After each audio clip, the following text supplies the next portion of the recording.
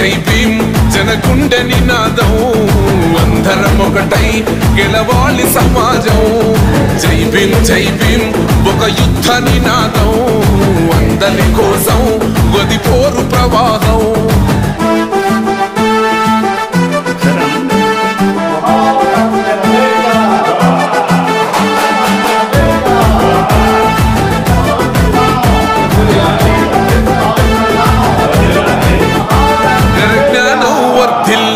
ని పిడికిలెత్తరో ఆ జననం జన అజ్ఞానం తొలుచుట కొరకో జై భీమని గుంతెత్తి నిన్న భారతదేశంలో బిఆర్ అంబేద్కర్ యొక్క పుట్టినరోజు సంబరాలు జరుపుకోవడానికి చాలా ఆనందంగా ఉంది.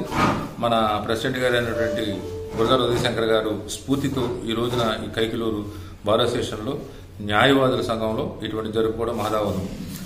యాక్చువల్గా బిఆర్ అంబేద్కర్ని ప్రతి భారత స్టేషన్లో కూడా ఫోటోలు పెట్టి ఈ జరుపుకోవాలి. ఎందుకంటే బిఆర్ అంబేద్కర్ గారు మొట్టమొదటి భారతదేశానికి న్యాయమంత్రి.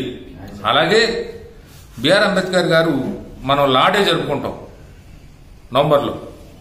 అది బిఆర్ అంబేద్కర్ రాజ్యాంగం రాసి రాజ్యాంగ సభకు అప్పచెప్పిన రోజు, అందుకనే లాడే అంటారు. ఎందుకంటే ఎక్కువగా రాజ్యాంగ సభలో ఉన్నది అందరూ కూడా ఎక్కువగా లాయర్లే ఉన్నారు. వాళ్ళందరూ కూడా కూలంకషంగా పరిశీలించి రాశారు. ఈ మధ్య కాలంలో చాలా మంది చాట్ల వింటున్నారు. కొంతమంది బిఆర్ అంబేద్కర్ గారు రాజ్యాంగం రాయలేదు, 365 మంది రాశారు రాజ్యాంగం అని చెప్తున్నారు.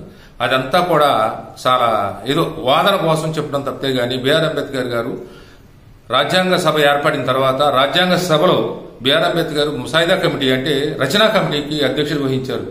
రాజ్యాంగ సభకు అధ్యక్షత వహించింది బాబు రాజేంద్ర ప్రసాద్ గారు, రాజ్యాంగ సభ అధ్యక్షుడు. కానీ బిఆర్ అంబేద్కర్ గారు ఈ రచనా కమిటీకి అధ్యక్షుడు. ఆయన ఇది కూడా ఏ విషయాన్ని కూడా కూలంకషంగా ఏదో రాజ్యాంగం ఆయన రాశాడో లేకపోతే ఇంకోటి రాశాడు అనేది కాదు. రాజ్యాంగ సభలో 368 మంది వ్యక్తులు ఉంటే వాళ్ళందరూ కూడా ప్రతి విషయాన్ని కూడా కూలంకషంగా పరిశీలించి దాన్ని ఓకే అన్న తర్వాత దాన్ని రాజ్యాంగంలో పొందుపరచడం జరిగింది. ఈ రాజ్యాంగం బిఆర్ అంబేద్కర్ ఎవరు రాశారు? రాయలేదు. 360 మంది రాశారు, వాళ్ళు రాశారు, వీళ్ళు రాశారని వాళ్ళ సోషల్ మీడియాలో చాలా మంది అపహాస్యంగా మాట్లాడుతున్నారు. ఈ రోజు కూడా మీరు పార్లమెంట్కి వెళ్ళినట్టయితే బిఆర్ అంబేద్కర్ రాసిన రాజ్యాంగ ప్రతి చేత్తో రాశాడు. ఆయన రాజ్యాంగ ప్రతిని హీలియం వాయువు పెట్టి దాంట్లో పెట్టి బాక్సులు ఇప్పటికి కూడా ఆయన రాసిన చేతి ప్రతి ఉంది.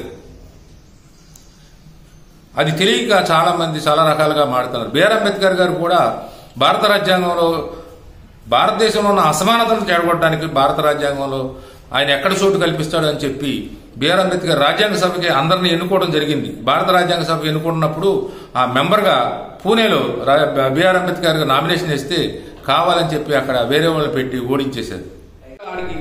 నాదే ఈ రాజ్యం ఇదంతా నేనే చేసుకుంటానని చెప్పారు. అతను బిఆర్ అంబేద్కర్ ఆశ్రయించి సాధిందని చెప్తే అప్పుడు బిఆర్ అంబేద్కర్ హైకోర్టులో ఒక పరీక్ష నాళికలో ఒక గ్రీన్ చాక్ పీస్ ముందేసి ఆ తర్వాత వైట్ చాక్ పీస్ భారతదేశంలో ఇన్ని చేసి ఇంత చేసిన ఆయన్ని ఎవరని ఇవాళ ఆయన రాజ్యాంగమే రాలేదు. ఆ రాజ్యాంగం తప్పుడు రాజ్యాంగం దాన్ని తీసేద్దాం, కొత్త రాజ్యాంగం పూర్తి చేద్దాం ఉన్నారు. మనం చూస్తున్నాం కదా, మనం అడ్వకేట్స్ మనం చూస్తున్నాం. మనం తీసేసి మనకు ఐపీసీ తీసి ఏం పెట్టారు?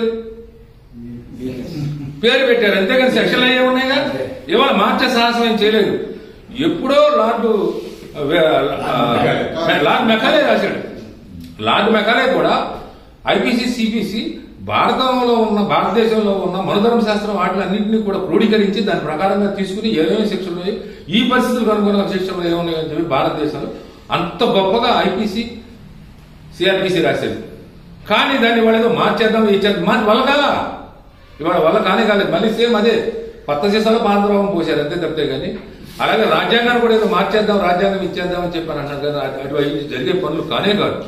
ఎవరో తెలియని అనామకులు అవిచ్య వ్యక్తులు మాట్లాడే మాటలు సరైనవి కాదు.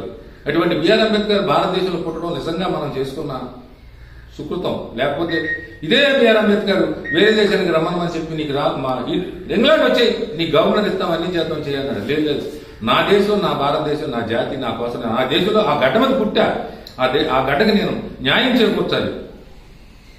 చాలా మంది అడిగారు, భారత వచ్చేసాను రాజ్యాంగం వదిలి, నీకెందుకు భారతదేశంలో నేను అంత అవమానపరిచినప్పుడు భారతదేశంలో ఎందుకంటే భారతదేశంలో ఆయన ఏమన్నా అంటే నేను హిందూగా పుట్టాను కానీ హిందూగా సావలేను.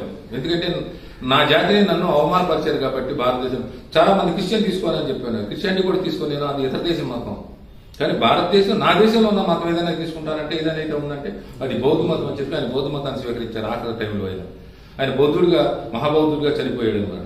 ఇటువంటి బిఆర్ అంబేద్కర్ ముఖ్యంగా అడ్వకేట్స్ కి చాలా స్ఫూర్తిదాయకమైన వ్యక్తి కాబట్టి ఆయన్ని ఇవాళ మన బార్ అసోసియేషన్ లో మన శంకర్ గారు మంచి స్ఫూర్తితో ఇవాళ జరిపిస్తున్నప్పుడు కాబట్టి మనందరం కూడా ఆయనకి ధన్యవాదాలు తెలుస్తుంది. నాకు ఈ అవకాశం ఇచ్చిన వారందరూ కూడా ధన్యవాదాలు తెలియదు. నమస్కారాలండి. బార్ అసోసియేషన్ ప్రెసిడెంట్ గారికి మిగతా సభ్యులందరికీ కూడా నమస్కారాలండి.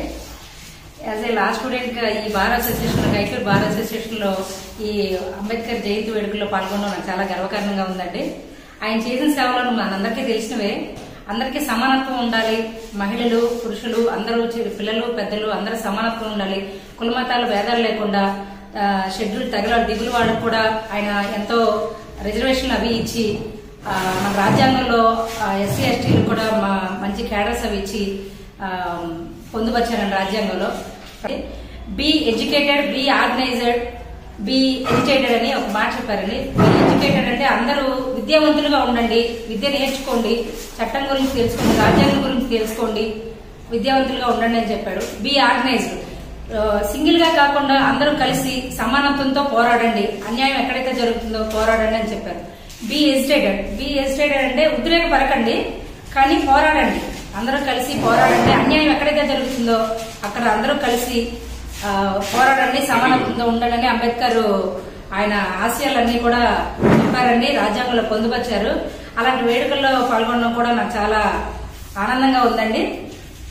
ఈ అవకాశం ఇచ్చిన బార్ అసోసియేషన్ సభ్యులకి, ప్రెసిడెంట్ గారి సభ్యులకి అందరికీ నమస్కారం. అంబేద్కర్ జయంతి సందర్భంగా అందరికీ నమస్కారం. ఒకరంతా మాట్లాడారు. కాకపోతే ఒక విషయం ఏంటంటే అంబేద్కర్ జయంతి జరుపుకోవాల్సినటువంటి ఆవశ్యకత అనేది ఎవరికి ఉంది ఏంటి అంటే అంబేద్కర్ జయంతి జరుపుకోవడం అనేది చదువుకున్న ప్రతి ఒక్కరికి, విద్యావంతులైనటువంటి ప్రతి ఒక్కరికి కూడా పట్టాభిషేకం రోజు. ఆయన ఉన్నటువంటి విద్యను బట్టే ఆయనకి ప్రపంచంలో అంత గుర్తింపు వచ్చింది కాబట్టి విద్యావంతులందరూ కూడా తప్పనిసరిగా అంబేద్కర్ జయంతి చేసుకోవాల్సిన అవసరం ఉందని ఈ ప్రకారంగా నేను తెలియదు. అందరికీ నమస్కారం అండి. ఈరోజు చాలా సుదినం, చాలా సంతోషకర కార్యక్రమం ఈరోజు జరుపుకుంటున్నాం. భారత రాజ్యాంగ నిర్మాత డాక్టర్ బిఆర్ అంబేద్కర్ గారి జయంతిని పురస్కరించుకుని హైకోర్టు బార్ అసోసియేషన్ ఆధ్వర్యంలో సభ్యులందరూ కూడా చాలా సంతోషంగా మరి అంబేద్కర్ గారి జయంతిని అందరం జరుపుకుంటున్నాం. ఇక్కడ మనందరికీ తెలుసు మన రాజ్యాంగ నిర్మాత అలాగే భారతరత్న డాక్టర్ బిఆర్ అంబేద్కర్ గారి యొక్క వారి చేసే సేవలు, మన దేశానికి చేసే సేవలు అసామాన్యం, అనన్య సామాన్యం. అటువంటి అంబేద్కర్ గారి స్మరించుకుంటూ ఈరోజు కార్యక్రమం చేసుకోవడం చాలా సంతోషకర విషయం. మరి సభ్యులందరూ పాల్గొన్న అందరికీ కూడా ప్రత్యేక కృతజ్ఞతలు తెలియజేసుకుంటూ మరొకసారి అందరికీ కూడా అంబేద్కర్ గారి జయంతి మరి మన శుభాకాంక్షలు తెలియజేసుకుంటున్నాం.